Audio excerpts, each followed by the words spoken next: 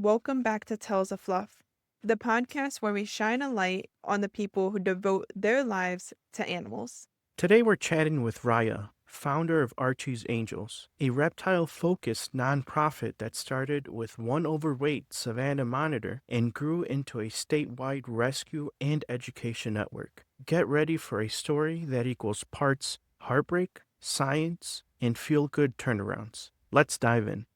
To understand the roots of the organization, we started with how long has the rescue been operating and what inspired her to open its doors to animals in need. So, Archie's Angels has been around since 2018. And I feel like in order to understand not only how long we've been around, but the reason that we do what we do, you need to understand Archie's story. So, Archie was a Savannah monitor who was what we like to call overloved. And he, unfortunately, his previous owner could no longer keep him when they had to move. So, upon hearing about him needing a new home, it was myself and my mom actually. We ended up taking him in, and we realized that he was a lot more work than what we thought it would have been. So he weighed approximately 13 pounds when we had gotten him. And for context, a healthy adult Savannah monitor should weigh between 4 and 6 pounds, which is obviously he was a little bit beyond that range. So, and for context as well, he was roughly about 3.5 feet, give or take, from nose to tail tip. His previous home had fed him about 10 pounds of chicken gizzards every single week. And that is something that is not very healthy for a Savannah monitor, which is an insectivore. An insectivore is an animal that primarily eats insects. So you've got, your creepy crawlies. So, crickets and mealworms, superworms, waxworms, roaches, locusts, all sorts of things. And his body was not getting that. And while he could eat other things, such as chicken gizzards, that does not mean that he should. Now, Savannah monitors are what we call opportunistic feeders, meaning that when an item or food item is available to them, they are going to eat that because it is in their mind that they don't necessarily know when they're going to eat next. And for those who have worked with Savannah monitors, you might realize that they can and will eat just about anything. They have a very ravenous food response. Because he was getting those chicken gizzards, his body did not necessarily know how to process that, and it turned into a lot of excess fat. So we had it set out to try to help him to lose weight, and doing that had us on a lot more of a journey than we had expected, a lot more than we anticipated when we initially had taken him in. And while we only had him for about 8 months, we did a lot of water therapy. So putting him in the tub and filling it just high enough so that his feet would touch the bottom of the tub, but he would be able to kind of paddle, and we would sit there with him and try to support him to kind of basically have that exercise without the excess weight on his body, because he would walk a few inches and then he would sit down because he was so exhausted. Now, again, like I said, we only had him for about 8 months, and he ended up in very, very bad respiratory distress.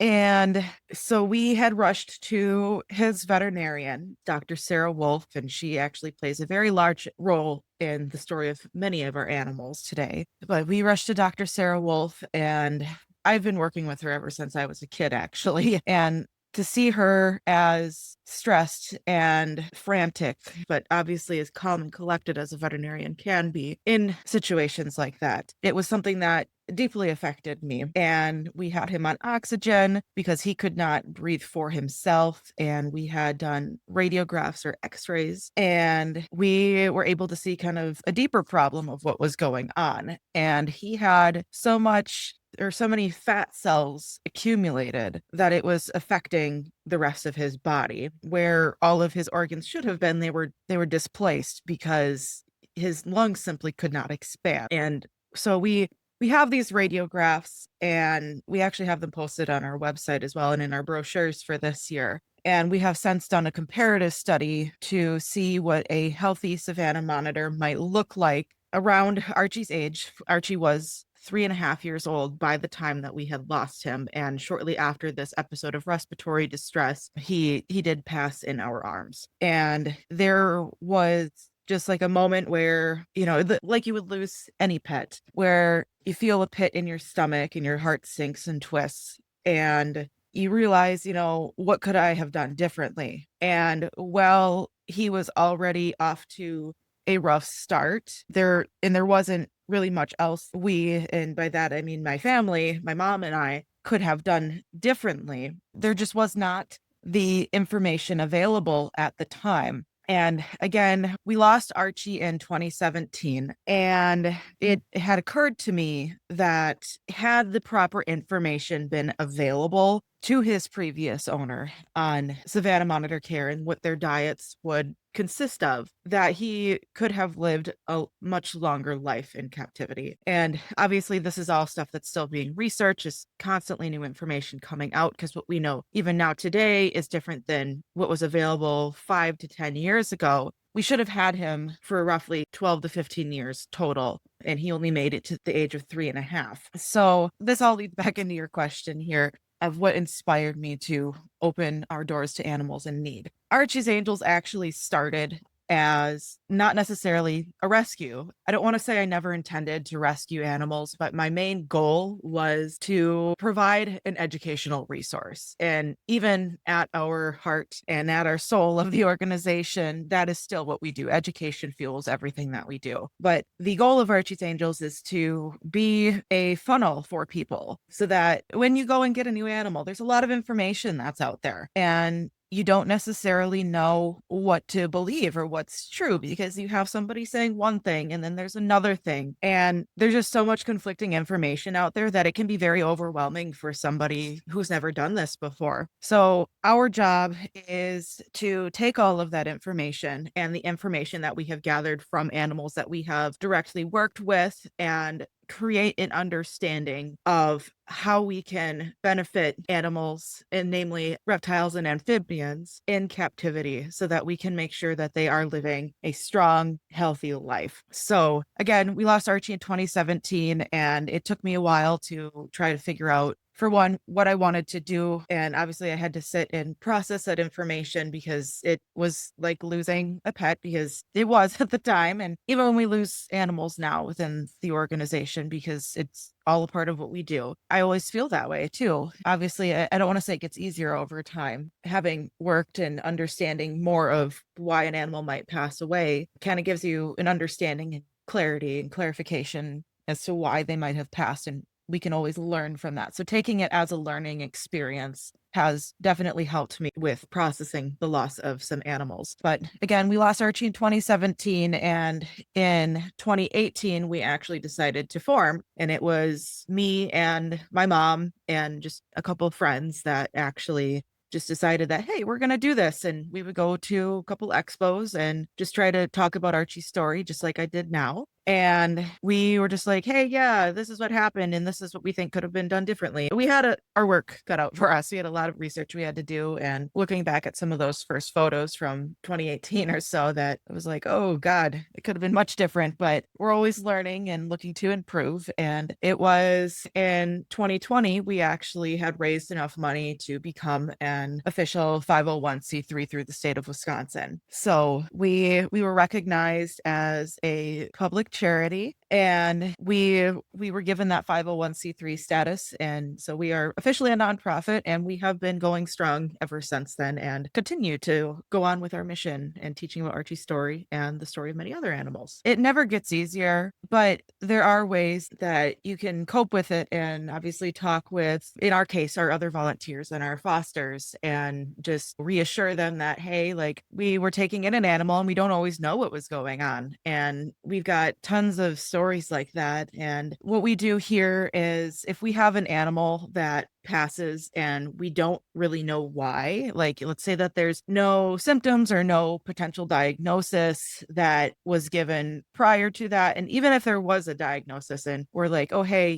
we really want to know what things looked like, we actually work with our veterinarian to perform what we call necropsies. And that is determining the reason of death, or as you might probably hear it with people, an autopsy. So We actually get an internal look of what things look like, and we work with several different labs that we can actually send our samples to, and they can test for certain things if there is like a tissue or an organ that looks like it might be diseased or abnormal. And that has actually given us a lot of insight into how we can do things differently and how we can change our protocols. And it might sound morbid at the surface, but being able to get that inside look and understanding how things work and why they work the way they do and why they might potentially have not worked for that animal can really help us understand what we can do to better the animals that are still with us, and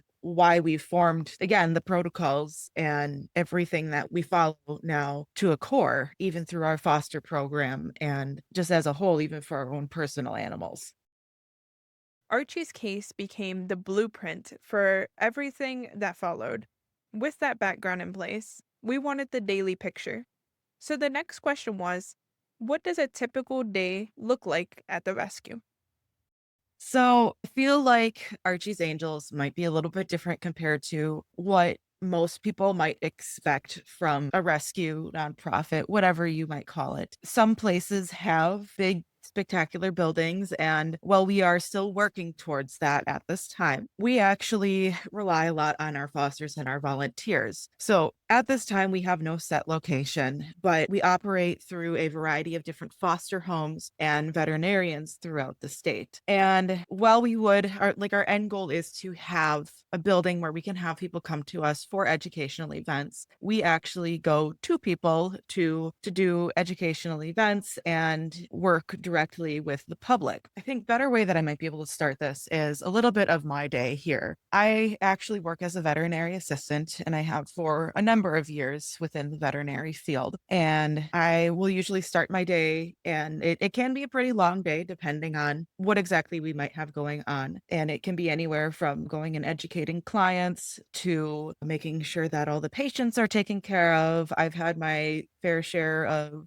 helping out with procedures and surgeries, which are always one of my favorites. Some days I don't always get around to doing things like the nitty gritty emails and managing the website, but I try to do what I can on that end of things. And most days, or most weeks, I should say, I try to keep my free time and my days off into doing, or like fueling or funneling that into doing events and advocating for the rescue. So Fridays are my typical day to kind of do my desk work. So lots of emails. I was talking with the zoo yesterday, looking to place an animal that we have, and we'll even work with different humane societies. We'll work with animal control, several different veterinary hospitals, and we also work with the general public as well. But with our foster animals, they are treated just like someone might treat their own pet. And the reason we do that is to make sure that an animal is being monitored. So if there is something that is abnormal or something that seems off, then we have direct contact with our veterinarian to make sure that they're getting care as soon as possible. Obviously, there's only so much that I can do as a veterinary assistant, but we have the guidance of our veterinarians to be able to, at least give us a solution until we can get to them. Because even though I'm going to use Dr. Sarah Wolf here because she is the main core to a lot of our things that we do here. While she is able to see us on an emergency after hours basis, sometimes we might have drive time to account for to get to get the animal from the foster to the veterinarian. And not that we've often encountered emergencies, but it does happen. But we make sure that the animals are obviously all taken care of. With reptiles, I feel that not everybody understands that they're quite different from cats and dogs. I mean, obviously in appearance, but care wise, let's say a snake, for example. A snake does not need to eat every day. And if a snake is eating every single day, I'm going to be very concerned, because that's where obesity would come in. And obesity can be just as dangerous as an emaciated animal. And So, reason for that being is reptiles have a much slower metabolism than mammals, so like our cats and dogs. So, sometimes when it comes to taking care of animals in a foster situation, something like a snake might only eat once a week or every other week, depending on the size, the age of the animal, and what kind of critical care we might need to do to bring that animal back to health. And so I know I kind of answered this question kind of all over the place, but it's kind of hard to answer as like a from a morning to an evening because there's lots of moving parts. Obviously, I don't do this by myself. I'm not a one-man band and I do not want to ever be because that there's a lot of work that goes into it. But we have a team of several directors and officers. We've got a vice president, treasurer, secretary, and they all fall into their own roles to manage all of that. And we even have our smaller positions with our officers who direct kind of smaller inner workings that are still equally as important for everything that we do as a whole. So we have somebody who actually manages our emails, and that is, it can be as simple as letting us know that, hey, the zoo had reached out and they're looking to speak with you, Raya. And then I know that, hey, because we get so many emails every single day, that, yeah, I have to be looking out for this one because I sometimes can't get to it until later in the day. So we've got somebody who manages our emails, somebody who manages our social media to make sure that we're still reaching out to people who might be commenting on our Facebook and to find educational posts and share them. And as of recently, we're trying to do like a foster feature Friday, and we're talking a little bit about our foster animals to kind of gain more traction with that. And we've also got our inventory coordinator who will actually keep track of all of our supplies for our fosters. And we have an adoptions coordinator as well. She will actually look through all of our adoption applications and see, what we can do to help educate our applicants. And she will also try to coordinate animals that are looking to come in. Obviously, there's only so much that we can do just as a whole, but we try to do everything we can. And even if somebody is looking to relinquish an animal, we always see why are they looking to relinquish. And if somebody is in need of medical help, we actually have a guardian angel fund that we can use that the people directly donate to, and we will use those funds to help people and their animals get the medical care that they need. To me, it's wild that no 2 days are identical. Hands on animal care blends with the constant behind the scenes tasks that keep the rescue running. Building trust is a big part of rescue work, which led us to ask, with reptiles that haven't been handled properly, is there a special way she gains their trust? So, in the case of a rescue, there are a lot of animals that we have encountered that have come from less than ideal situations. I'm going to use animal control, for example. We have gotten our fair share of animals in from animal control that could have been a very poor neglect or even abusive situation. The animals are frightened. I don't like to use the word aggressive because I feel like it has a very negative connotation to it. And I feel that there is always a reason for an animal to be acting the way that it does. So to say that I have an aggressive animal, I don't feel is very valid. I mean, obviously, you could have some potentially spicy critters that might be like a 7 out of 10 jalapeno peppers on a scale of spice. And we've still encountered some of those. But if an animal is acting out, especially when it first comes in, you need to understand that they probably came from a situation where they, one, are not entirely sure what's going on. They don't feel that there is a source of consistency and they might be scared. So, frightened, I feel, is a far better word to describe that rather than aggressive. And two, they could be coming from a situation where they were very comfortable and they might seem like it. And even on the relinquishment form, the previous owner might say, yeah, they're very comfortable with people. And,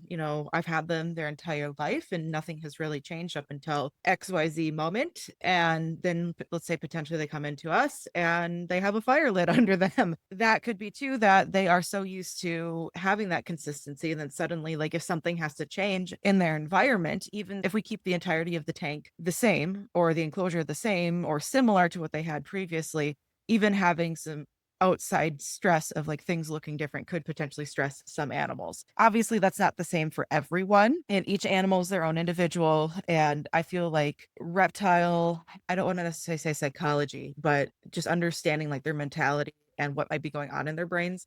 A lot of people don't give them credit for how smart they can be, and you need to know how, or at least have an understanding of how they might think, because sometimes less is more with them. And going in and just grabbing an animal is not always the best option. Sometimes you don't have a choice if it's something where you have to get an animal out of a situation right now and you're on a very, very strict time crunch. Sometimes you might be ending up in a situation like that. But I feel in order to gain their trust, definitely take it slowly. We always recommend, especially for our adopters who might be new to reptiles, to get an enclosure that is opening from the front, because most tanks, especially I feel like older tanks, and I feel like it's been getting a lot better with new understanding and knowledge that has been coming out for reptile enclosures as a whole, most of them open from the top.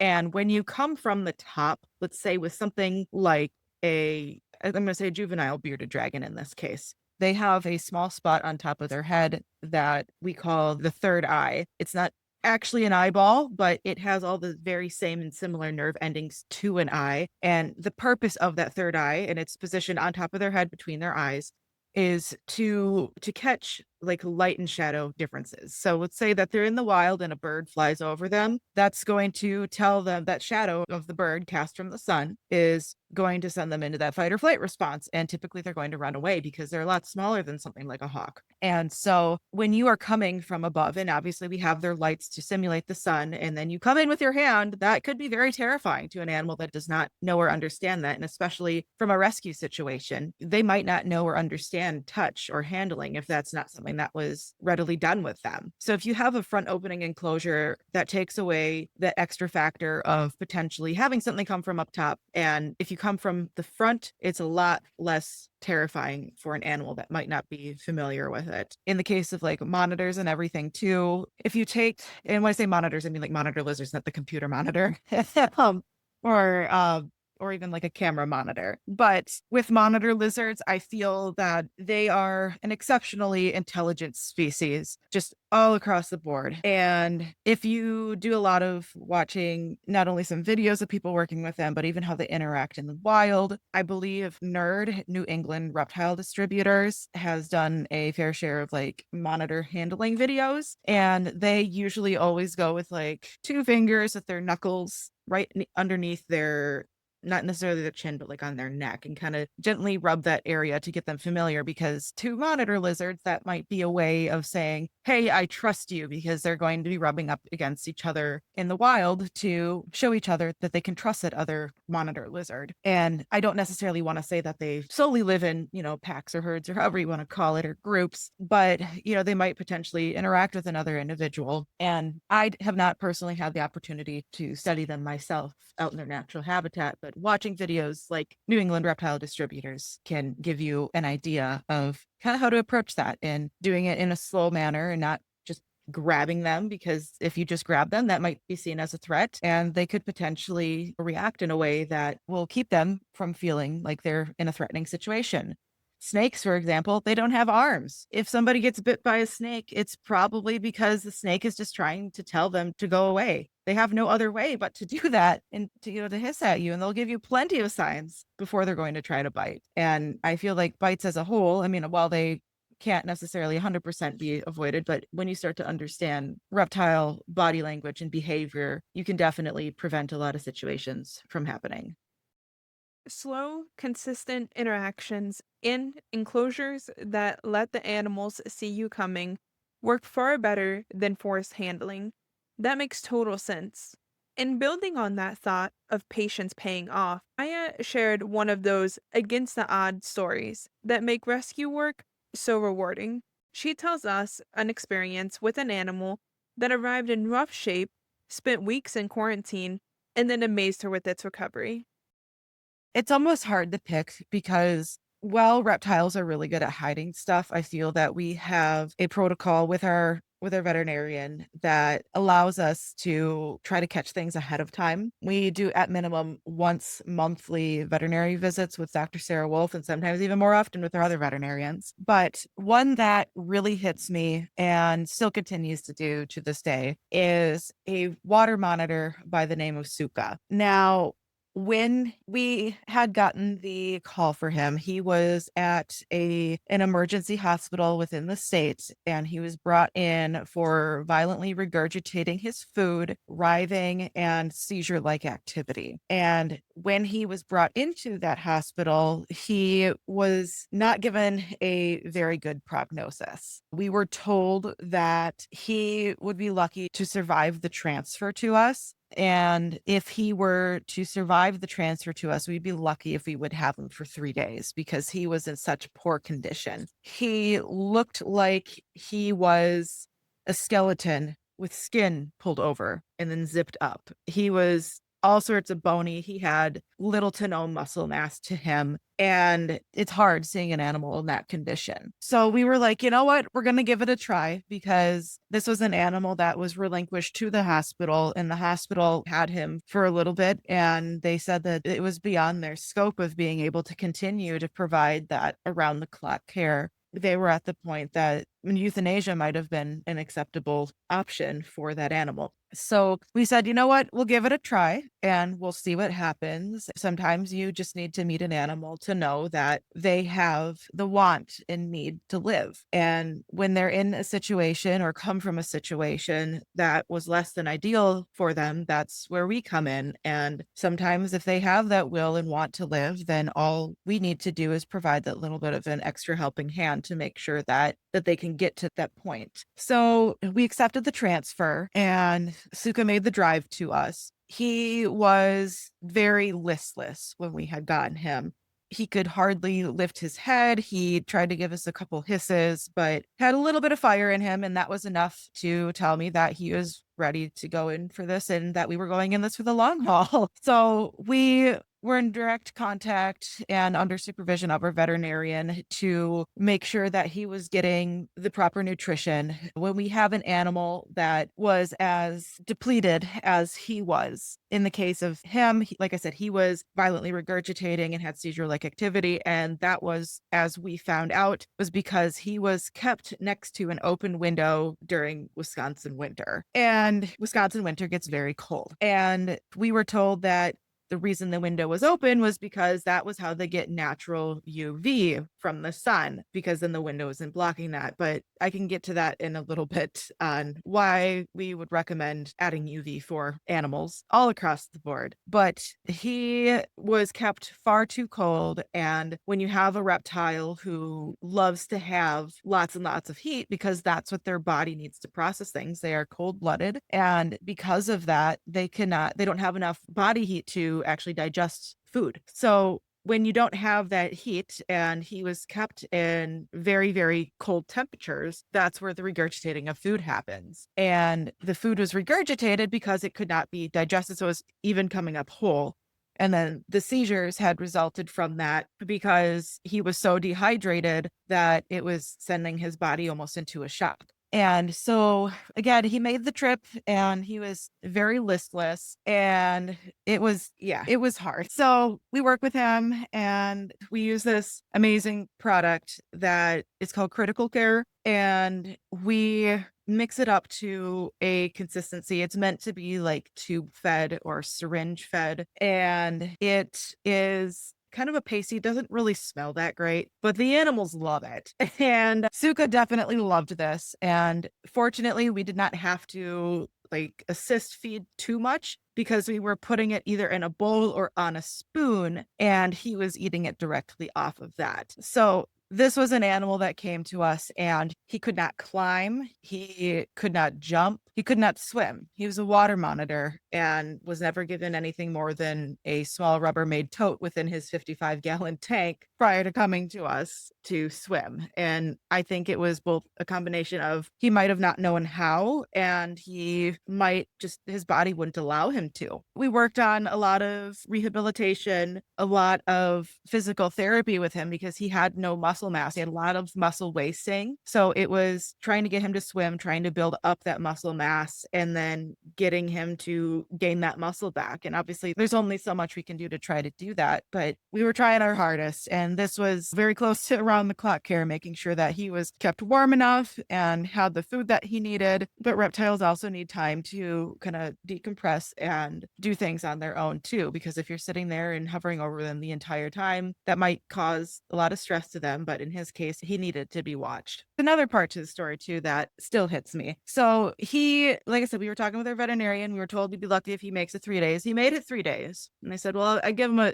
another 3 weeks, see if he makes it. And he made it through that. He had done a lot of events through us and working with a lot of the colleges and veterinary hospitals. And there was one day when I went to go check on him, something as simple as turning his lights on. And he didn't come up to the front of the glass like he usually does. And when I had looked, he had fallen asleep right where he loved to sleep. And he just never woke up. And that was 3 years after his intake.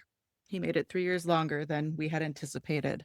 And we made a very nice memorial video for him, and we use that at each and every one of our educational events, and it brings tears to everybody's eyes every time.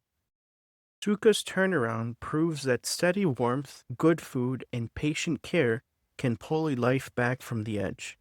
And every small step forward is worth celebrating. Now, adoption can take time, which brought up the question, is there a time when she worried an animal might never find the right home, and then the ideal adopter appeared? And what made that match feel right?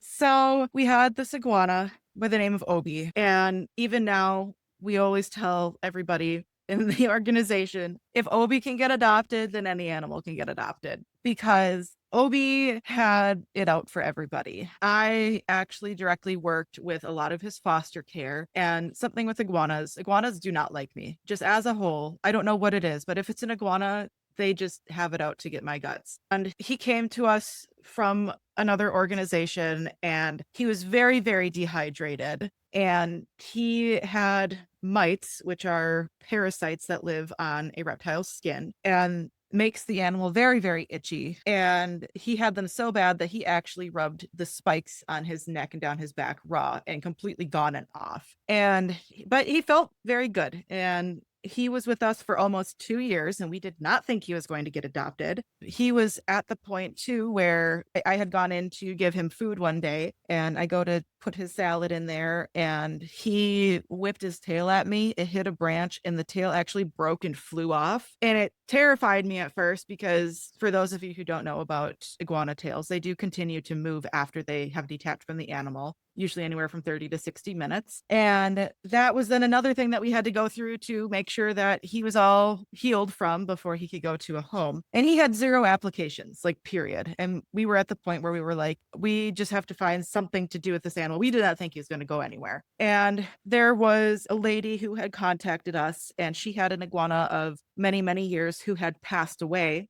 And she wanted to donate his enclosure so that an enclosure could go with Obie so that he could get adopted. And because we require proof of enclosure before anybody would take an animal. But I think that in combination of Obie's outward attitude, which is very typical for especially adult male iguanas, they're very territorial, cannot be kept with others. And they can be, I don't want to say aggressive, but they can be aggressive. But somebody had donated this enclosure. The lady was very heartbroken about obviously losing her own iguana. And she gave me a big hug and cried into my shoulder. And I said, it's okay. I'm happy that, that this is what you're choosing to do. And we were able to contact her after the fact. And somebody had adopted Obie. And this was a guy who had done tons and tons of research. And finally, he had gotten him, and Obie completely did a 180-degree turnaround. He was the most docile animal that we have ever seen. He was spending time on his new owner's chest and shoulders and would sit and read a book with him, would listen to music. And this guy was like, Obie is my best friend. And I don't know what I would have done without him. And that's why we say if Obie can get adopted, any animal can get adopted. Obie finally found his match. After 2 years, a reminder that the right home is worth the wait. Since Raya has guided many animals through the rescue, and goodbyes can be hard, the conversation then turned to, was there ever a reptile whose adoption felt bittersweet, happy for them, but tough to say goodbye? Almost every animal, it can be that way because we stick so much time and energy into each and every animal. And it's not just a, oh, well, they're here and they're a number on a clipboard. Let's just get them out the door. We have animals that can stay with us for upwards of a year. And again, Obie was the longest that had stayed with us for almost 2 years. And even now, we have some animals that have been with us for a year or so. And not every animal gets adopted right away because we have an interview process and we talk to the potential adopter about the animal's personality, their medical history.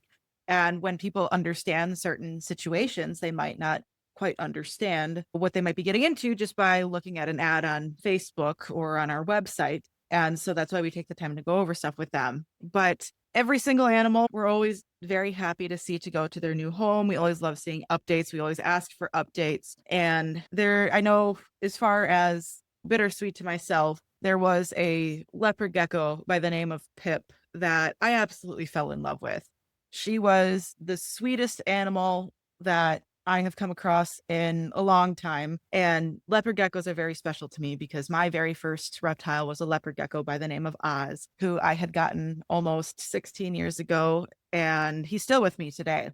But leopard geckos hold a very special place in my heart. And Pip was just, she would look at you and she'd give you these cute little puppy dog eyes. And you could put your hand in the enclosure and she would crawl right up onto your arm and up onto your shoulder. I was seriously at the point where I was like, I'm going to adopt this animal. I was like, no, I should not, because I want to make sure that I have the foster space in case somebody else needs to come in. So we eventually had gotten an inquiry for her, and there was a lot of inquiries, but we found one that just seemed like the perfect match. And we talked to all of our potential adopters over the phone. And this was a home that had some smaller kids or younger kids, I should say. And this was going to be, I believe it was their first leopard gecko. And we had eventually approved their adoption. They had done like a little meet and greet with Pip prior to adopting her. And they said that this is the gecko that we've been looking for. It seemed like a perfect match. And they did their little meetup and they adopted Pip. And we were getting photos and videos of them creating this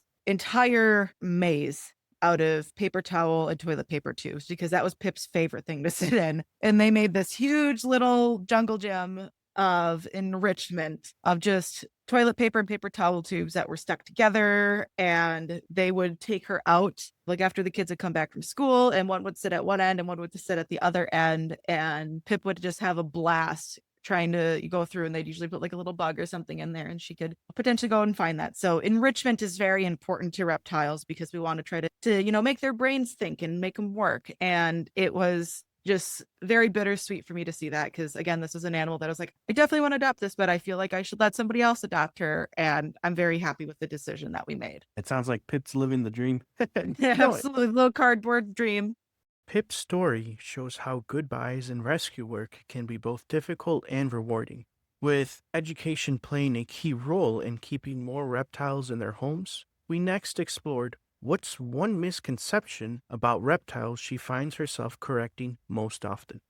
So this kind of leads into a little bit about the UV situation with Suka that I had mentioned earlier. So I feel that a lot of people, and again, this is getting better with more research that has been done and educational resources that are out there. A large misconception is that reptiles do not need UVB. I should not say not all reptiles, but that most reptiles or some reptiles only need UVB. So UV is important because in captivity, obviously, we don't have the sun quite in their enclosures as they would outside. And reptiles spend a lot of time under the sun. That's how they get the heat from the sun. And let's say they sit on a rock, they get the heat, and that's how they digest their food. And studies have also shown that the UV can be very beneficial to supporting their bones. So what we do here at Archie's is every single reptile gets UVB, even if it's like a crepuscular species. So a species that's only active at dawn and dusk, like our leopard geckos, they still have some interaction with that UV. If they're coming out at dawn and dusk, they're still going to have a little bit of UV that they're absorbing through their skin. Now, the UV is important because with food, you have obviously calcium that you can get from like bones and when they eat whole prey items, or you might have calcium rich foods from insects that have a chitinous exoskeleton. And we can also supplement that calcium in captivity with a supplement, like a calcium supplement. It comes in like a powder, little white powder that you can sprinkle onto insects. You can roll food in it. And you can also get that with D3, which is a vitamin that also helps with the metabolic process. And with the UV, that UV helps them metabolize that calcium into the bones. Without the UV, we could potentially end up seeing things like metabolic bone disease, or what we call MBD. And MBD is not something that can be reversed, but you can stop the effects from progressing. And that is essentially, imagine your body does not have enough calcium. So your body is going to take from the next calcium rich source, and that is the bones. And so the bones become very almost rubbery in some cases and very brittle, and fractures and broken limbs can happen from that. And it's something that can be prevented with the appropriate diet and with the appropriate lighting. And along with that too, I always preach with enclosures, because a lot of people think that, oh, I just need to get this size tank and it's not going to get any bigger than that.